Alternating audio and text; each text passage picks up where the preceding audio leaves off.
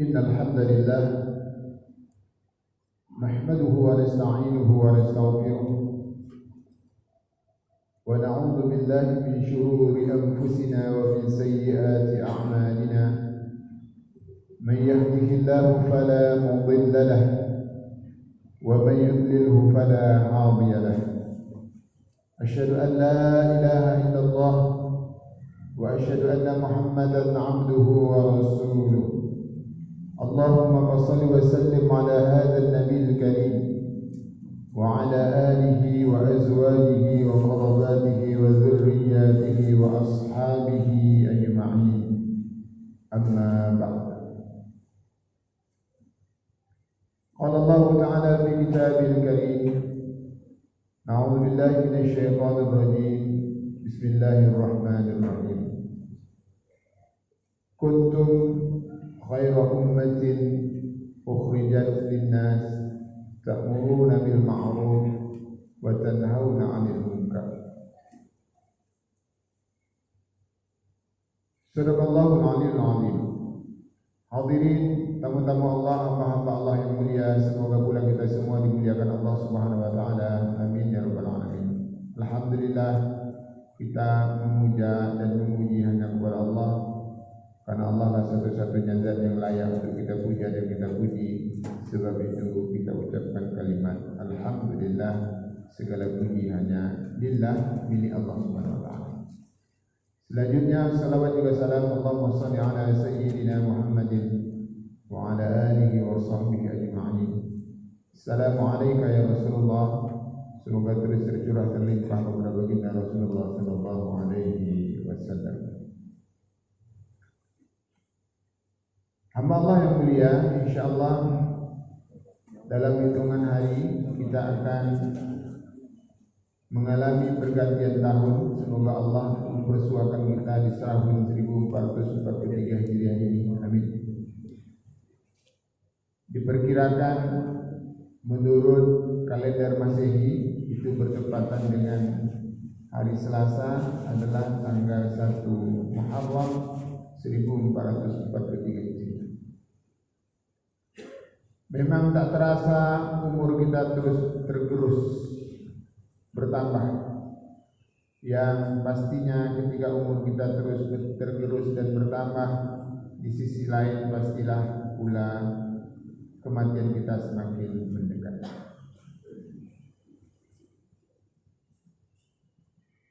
Manusia adalah makhluk sosial yang terus berubah.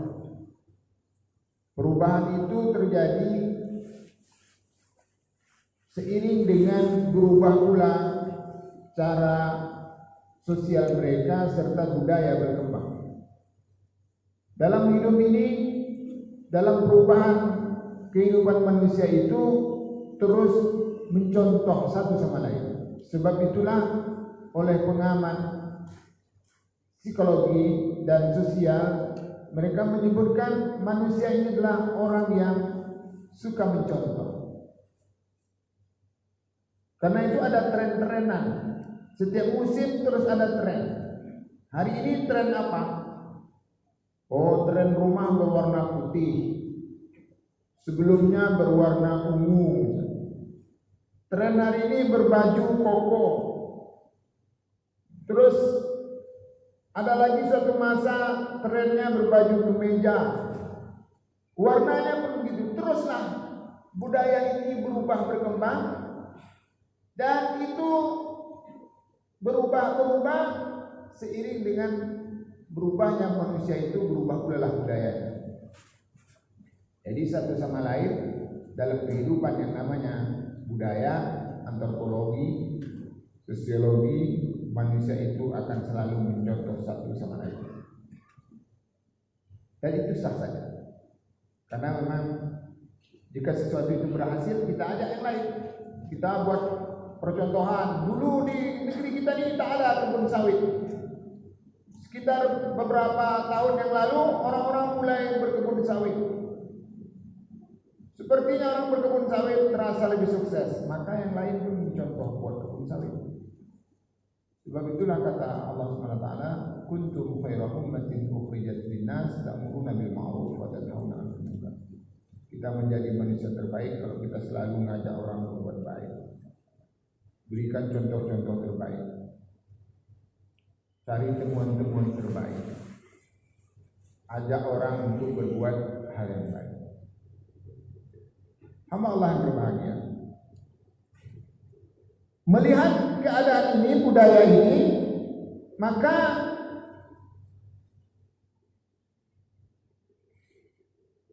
gaya mencontoh ini terkadang sampai pula kepada budaya-budaya yang berhubungan dengan kegiatan budaya keagamaan. Contoh, hari ini kita lagi tren masyarakat Pekanbaru dan sekitarnya itu lagi tren kajian subuh. Padahal dulu orang subuh itu susah kali bangun. Jangankan mau diajak kajian subuh itu sendiri jemaahnya susah datang. Ditirulah oleh sekeliling masjid. Oh, di masjid itu kajian subuhnya hampir setiap subuh. Kita buatlah sekali sepekan jadilah, kita sekali sebulan jadilah. Ini terus dicontohkan kepada hal-hal yang baik sehingga membanjirlah sekarang majelis-majelis ilmu yang tak hanya kajian itu di malam hari, biasanya ba'da maghrib, tetapi sekarang kajian itu sudah sampai lepas subuh. Sebuah pemandangan yang baik. Tapi ada saja masyarakat yang kadang picik cara berpikirnya. Kenapa picik? Karena ini budaya tak ada dicontohkan Nabi. Ngaji subuh pakai makan lontong, ini jadi bid'ah, menyusahkan. Wah. Hamba Allah yang berbahagia, kepicikan cara berpikir ini terkadang membuat kita menjadi mundur. Dan kita memang terkadang diintervensi oleh ilmu yang kita miliki. Nah, terkadang ketika kita memiliki ilmu yang berbeda, maka akan melahirkan cara pandang yang berbeda. Sampai pula lah hari ini banyak masyarakat yang bertanya bagaimana caranya kalau kita mengadakan kajian-kajian berhubungan dengan menyambut kedatangan tahun baru Hijriah. Jemaah banyak meneruskan pesan, katanya ini Ustaz, gimana nih, mohon pencerahan. Kita sudah mengundang Ustaz ini, Ustaz itu, tetapi sebagai jemaah mengatakan ini tidak ada dicontohkan Nabi, ini bid'ah ini. Wah, di masyarakat semangat mulai melakukan suatu hal yang dinilai dirasakan baik karena kajian ilmu tak berhubunganlah dengan waktu dan tempat apapun. Tapi karena momennya memang ini tahun baru Hijriah, jadi kaitkan dengan tahun baru Hijriah. Kajian-kajian menyemangatkan, mengingatkan kita, oh ini ternyata tahun baru sudah datang. Kalau tak ada kajian ini tak ada yang nyadar, karena di rumah kita itu tak ada pula kalender Hijriah. Kalau tak ada kajian di masjid yang menceritakan tentang oh ini peringatan tahun Hijriah, seolah-olah tak ingat pula. Hamba Allah yang berbahagia, akankah hal-hal seperti ini terkategori bid'ah yang sesat, lalu dengan kesesatan ini akan dicampakkan ke neraka? Ini sejatinya perlu kita kaji dan duduk bersama, apalah sejatinya bid'ah ini. Tetapi dengan keterbatasan waktu di khutbah Jumat ini, khatib akan memberikan sebuah pandangan umum. Dalam sebuah riwayat dari Abu Hurairah disampaikan, dan ini diperselisihkan oleh para ulama, tapi yang jelas ini menjadi suatu riwayat yang menjadi dasar pikir oleh para ulama, bahwasanya disebutkan al-kalimatul hikmatu badatul mu'min. Sesungguhnya sesuatu yang baik itu dianggap sebagai sesuatu yang hilang dari masyarakat beriman, dari orang yang beriman. Jadi kalau ada sesuatu yang baik, itu sebenarnya kita anggap sebagai sesuatu yang sebenarnya yang hilang dari kita. Fahaitsu wajadaha fa huwa ahaqqu biha. Sebab itu kalau kita menemukan kebaikan itu, siapalah pemulanya yang menemukan, yang melakukan kebaikan itu, andaikan itu adalah sebuah kebaikan, maka itu adalah punya kita. Kita boleh pakai. Sepanjang tentu itu tidak merupakan ibadah-ibadah Allah. Jadi setiap ini bolehlah kita sebut semacam budaya kebaikan, kebiasaan yang baik itu dianggap adalah segala sesuatu yang milik orang beriman yang hilang.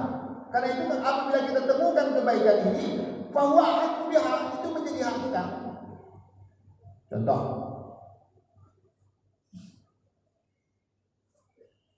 misalnya ilmu tentang merakit pesawat, yang menemukan boleh jadi bukan orang Islam, tetapi ilmu ini kan baik, sehingga kita belajar ilmu ini tidak apa-apa. Ketika kita dapatkan ilmu ini, bahwa aku dia itu menjadi ilmu kita pula.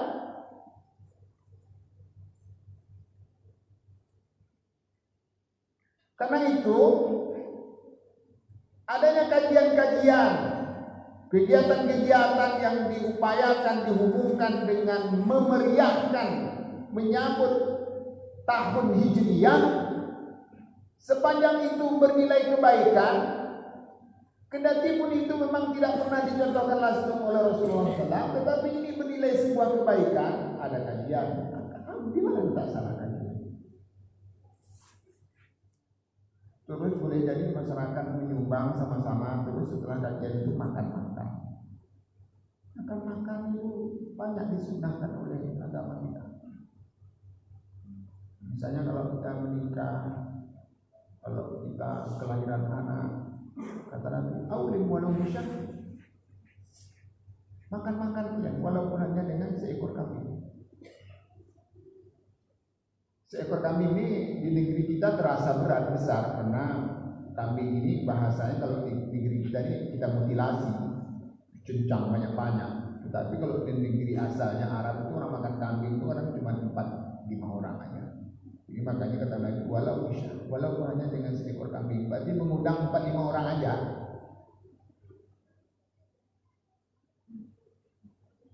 Itu menunjukkan kesederhanaan makan-makan.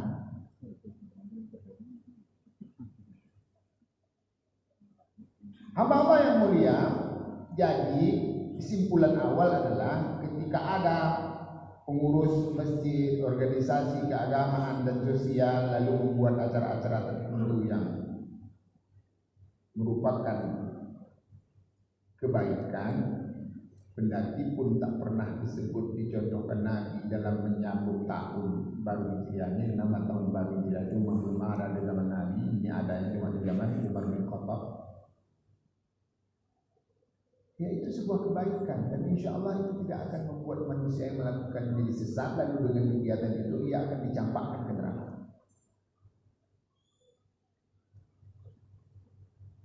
Itu poin yang pertama. Yang kedua,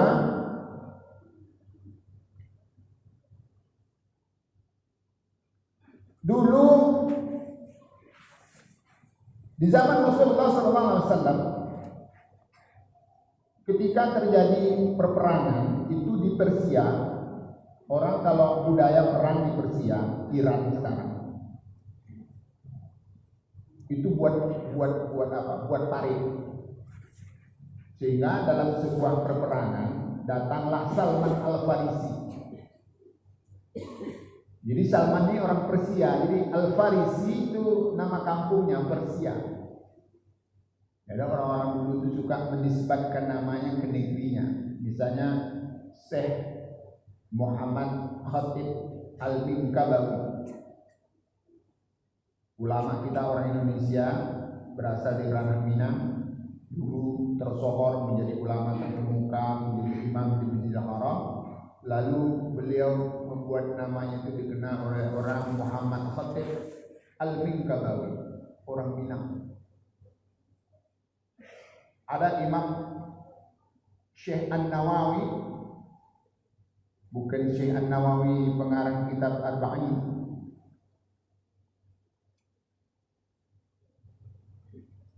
Syekh An-Nawawi Al-Bintan, orang Banten. Jadi Salman juga begitu. Salman Al-Farisi, namanya Salman Al-Farisi, dia orang Persia. Dalam sebuah peperangan yang direncanakan karena atas serangan orang-orang kafir, lalu Nabi berencana akan melawan peperangan ini. Maka datanglah Salman kepada Rasulullah SAW. Ya Rasulullah, sudah adakah Allah memberikan firman-Nya turun strategi perang kita besok ini, kata Salman. Jadi kalau ada wahyu gimana cara perangnya begini, kata Rasul belum ada. Ya Rasulullah, kalau di kampung saya, kata Salman, orang perang itu buat parit. Gimana tuh parit? Jadi dibuat parit, diratakan hampir-hampir mirip dengan tanah, sehingga nanti ketika musuh menyerang pakai unta, pakai kuda, berlari seru kali menyerbu, rupanya parit di depan, wah kecampak parit. Terburuk di dalam, tinggal menjadi lagi dengan serangan. Begitu orang Persia, bagus ini kata Nabi. Lalu perang parit yang disebut dengan perang Khandaq ini terjadi dalam Islam.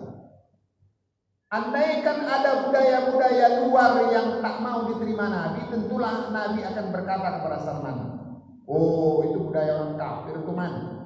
Nabi, tahu salah kita yang bid'ah, dan itu Nabi mengadopsi, mengakomodir budaya Persia yang ketika itu non Muslim. Artinya, kendati pun budaya itu berasal dari luar Islam, tetapi itu punya nilai kebaikan, maka kita boleh adopsi. Tetapi tentu catat, jangan dipelesetkan. Catat, budaya itu tidak bertentangan dengan nilai-nilai keislaman. Misalnya membuka aurat, ikhtilat laki-laki perempuan, itu tidak bertentangan dengan budaya kita.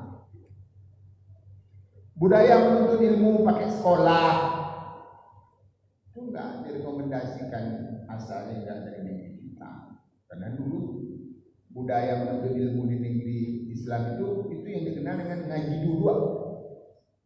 Duduk-duduk itu mesti ikut sholat. Lalu sekarang diakomodir dalam bentuk sekolah pakai ijazah.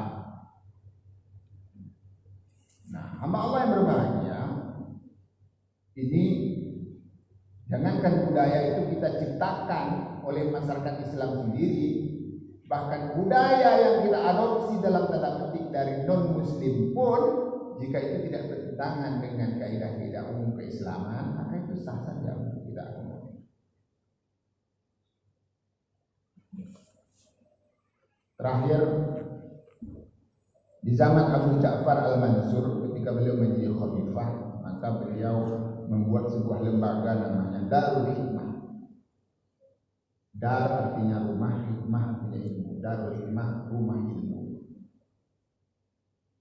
Maksudnya di Darul Hikmah ini disiapkan oleh Khalifah Abu Ja'far Al-Mansur untuk menerjemahkan kitab-kitab berbahasa Yunani. Artinya ilmu-ilmu dari Yunani diterjemahkan ke dalam bahasa Arab ketika itu, lalu akhirnya orang-orang Islam mengertilah ilmu-ilmu yang di luar dari apa yang berkembang dalam masyarakat Islam itu. Dari beberapa contoh dan dalil ini,